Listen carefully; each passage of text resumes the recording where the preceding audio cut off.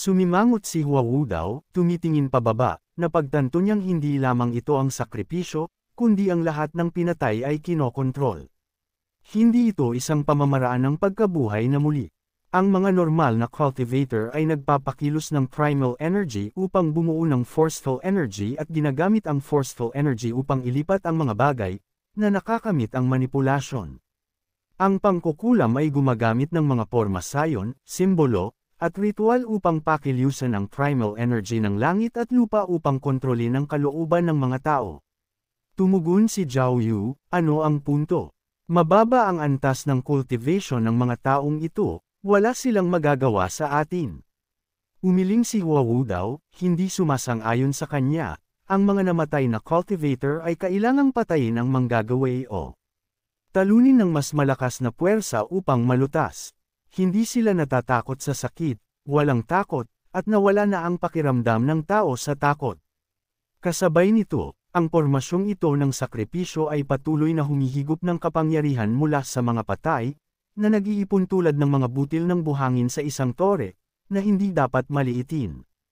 Sa sandaling ito, sa ibaba, ang mga anino ng sibat ni Duan Masheng ay dumami ng libo-libo, at pagkatapos ng maraming pagsisikap, sa wakas ay napatay niya ang isang pupe. Nakakapagod iyon.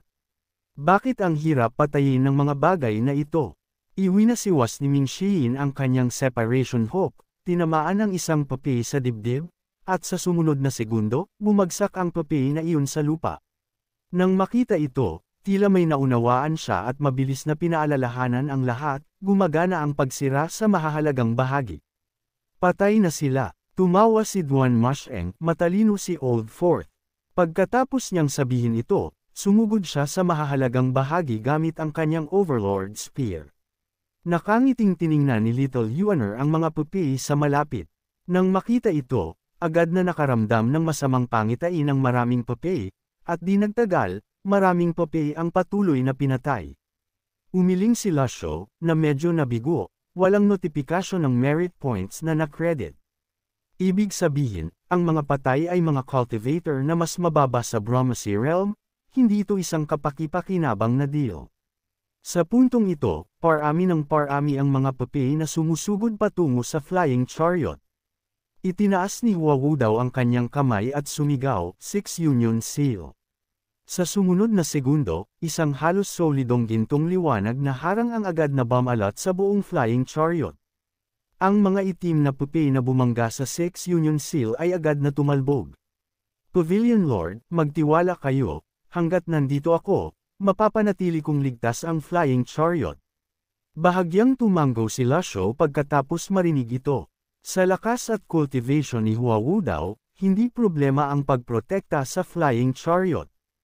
Ang tanong ay, sa gayong engranding pagpapakita at paggamit lamang ng pangkukulam upang kontrolin ang mga pupi sa antas na ito, sapat na ba talaga ito upang labanan ang Evil Sky Pavilion?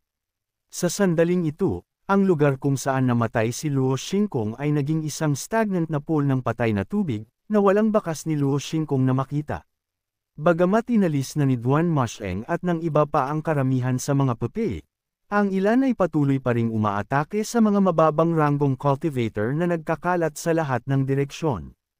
Ang mga cultivator ay may mas malakas na isipan kaysa sa mga ordinaryong tao at alam nilang ang tanging pagpipilian ay ang patuloy na umiwas.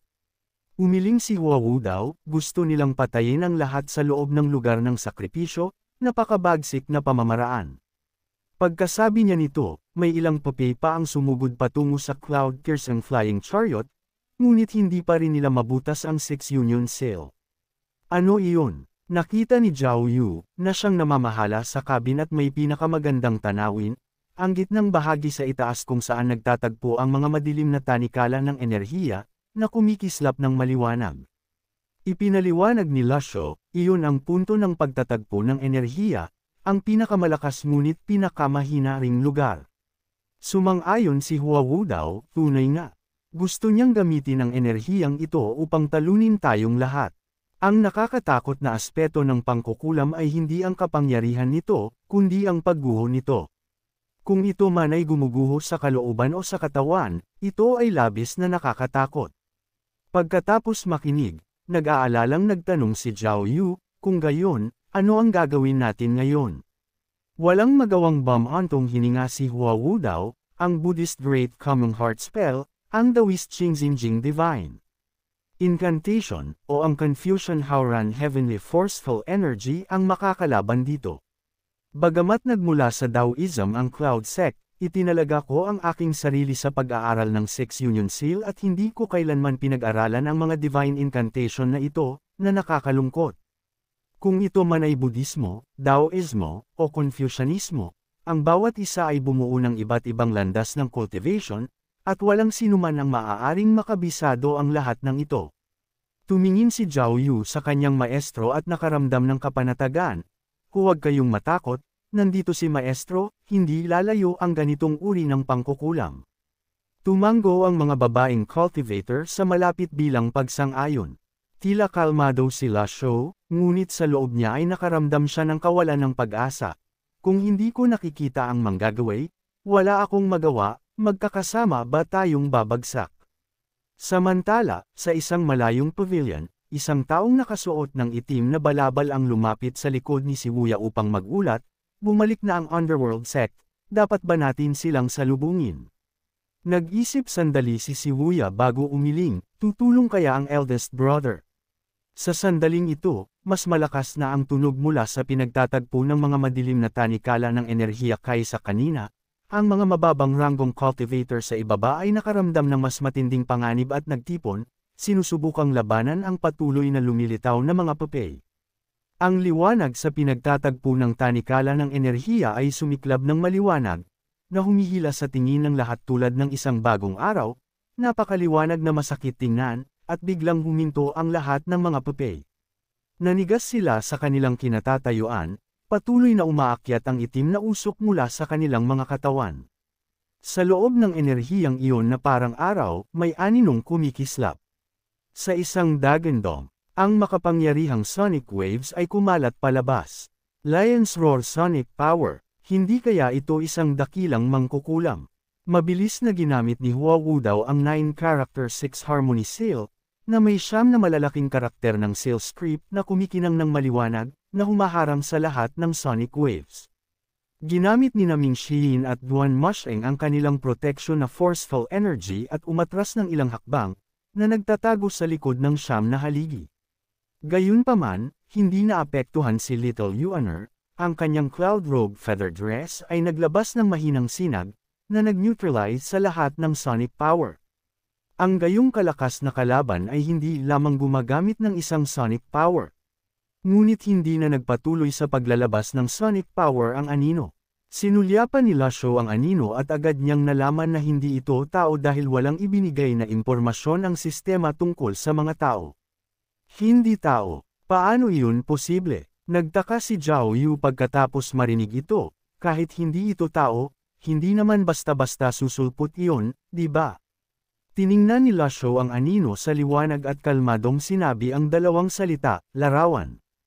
Tumango si Hua Wu Dao at ipinaliwanag, ito ay isang uri ng pangkukulam, at ang cultivator ng pangkukulam ay tiyak na isang bihirang henyo sa cultivation. Hindi lamang may manipulasyon ng array sa Lotus platform, kundi mayroon ding naiwang sacrificial array sa 9 na matataas na haligi noon pa man. Bawat bahagi ay perpektong at eksaktong inayos. Katatapos lamang niyang magpaliwanag nang biglang may matatag na tinig na nagmula sa aninong iyon. Ikaw ba ang maestro ng Evil Sky Pavilion? Tumango si Lasho bilang pagkilala, sino ka? Hindi sinagot ng anino ang tanong na ito, ngunit may kumpiyansang sinabi, umaasa ako na masisira mo ang pormasyong ito. Sa isang paghaharap, hindi bibigyan ng isang cultivator ang pangkukulam ng gayong kahabang panahon upang maghanda. Malakas nga ang pangkukulam, ngunit malinaw din ang kahinaan. Nito, nangangailangan ito ng mahabang panahon ng paghahanda. Bagamat matagal bago may sigawa ang spell, kapag matagumpay, ito ay labis na nakakatakot. Nagsimulang manginig ang mga tanikala ng enerhiya, at ang humuhugong na tunog ng kuryente ay ilang beses na mas malakas kaysa kanina. Ilang lila na orb ng enerhiya ang lumutang patungo sa flying chariot. Haharangan ng mga disipulo, sabay-sabay na gumalaw sina Duan Musheng, Ming Xiyin, at Little Yuaner nang makita ito, at nagsimula ring gumalaw ang mga puppy. Napigilan ng tatlo ng mga puppy at walang silang ibang pagpipilian kundi harapin sila, na muling nagdulot ng kaguluhan sa eksena. Two halves huminga ng malalim si Lasho, tumukod ang kanyang paa, at tumalon palabas ng flying chariot. Sa pamamagitan ng pagkamit ng ganap na karunungan, itinatag ko ang tunay na samadhi. Habang tahimik siyang nagdarasal, muling tinawag ang pambihirang kapangyarihan ng heavenly writing, at lumitaw ang isang malalim na asul na lotus pedestal sa ilalim ng kanyang mga paa. Nang makita ito ni Huawu daw, nagulat siya, ito ang ikalawang beses niyang nakita ang malalim na asul na lotus pedestal na ito. Ang unang beses niyang nakita ang asul na lotus na ito ay noong nagkulong si Lasho. Nang sumabog ang mga dahon ng asul na lotus sa enerhiya, hindi nakayanan ng kanyang 9-character daw seal ang kahit isang atake at agad na nawasak. Ito ba ang kapangyarihan ng harang? Ang tanging paliwanag ay ang kapangyarihan ng harang. Sa sandaling ito, 12-12 lila na sinag ng enerhiya ang nakalapit na kay Lasho. Gayunpaman, habang papalapit sila, naharang silang lahat ng asul na lotus at ng liwanag sa paligid niya. Namukadkad ang asul na lotus, kumalat ang mga talulot nito palabas, humahampas pabalik tulad ng isang malaking alon. Biglang lumaki ang liwanag sa punto ng pagtatagpo ng enerhiya. Agad na nawasak ang lahat ng mga puppy. Ang anino sa liwanag ay naglabas ng isang natatakot at nanginginig na tinig, ang kapangyarihang ito. Bago pa ito matapos, naglaho rin ito sa kawalan. Sa itaas ng lotus platform, bumuhos ang asul na enerhiya tulad ng isang malakas na ulan, at mabilis na nawala ang madilim na enerhiya hanggang sa ito ay naglaho. Unti-unting hamina ang ulan ng mga asul na lotus, at ang paligid ng lotus platform ay naging ganap na tahimik. Hindi tumingin si Lasho sa ibabang bahagi ng eksena kundi tumitig sa walang laman na espasyo sa harap, hindi naririnig ang tunog ng mga gantimpala ng Merito. Hindi kaya sapat ang lakas ng banal na kapangyarihan, hindi sapat ang lakas upang agad napatayin ang dakilang mangkukulam. Naalala niya ang eksena sa lihim na silid, kung saan sina Huawu daw at ang iba pa ay bahagya lamang nasugatan. Ngunit noong panahong iyon, ang pambihirang kapangyarihang kanyang naunawaan ay hindi pa ganap. Sa pagkakataong ito ay sumabog ng buo at dapat sana ay nagresulta sa isang agarang pagpatay, di ba? Sa dami ng mga taong nanunood, hindi na nag-isip pa si Lasho. Nakaramdam siya ng malaking pagkaubos ng kanyang primal energy, pinatatag ang kanyang sarili sa himpapawid, at nag-isip sa loob, huwag kang bumagsak, sa dami ng mga taong nanunood.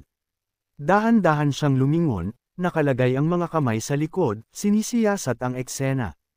Nakahandusay si Ming Xiyin na parang poloka sa isang malaking haligi, at mahigpit na nakahawak si Duan Masheng sa kanyang Overlord Spear, nakapako sa lupa, at ang kanyang mga mata ay nagpapakita ng kawalan ng paniniwala. Si Little Yuaner, na nakasuot ng kanyang cloud robe feather dress, ay nakaupo sa isang sulok, nanginginig na parang natatakot. Bahagyang sumimangot si Lasho habang tumitingin sa flying chariot at napansin niyang hindi masyadong maganda ang kalagayan nito, umuuga ito at may ilang bitik. Nakaluhod si Huawu daw malapit sa manibela, pawis.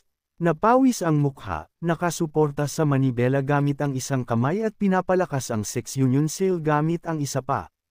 Two halves nakaramdam ng kawalan ng pag-asa si Lasho. Ang mga dakilang supernatural power na ito ay hindi talaga nagtatangi sa kaibigan at kaaway.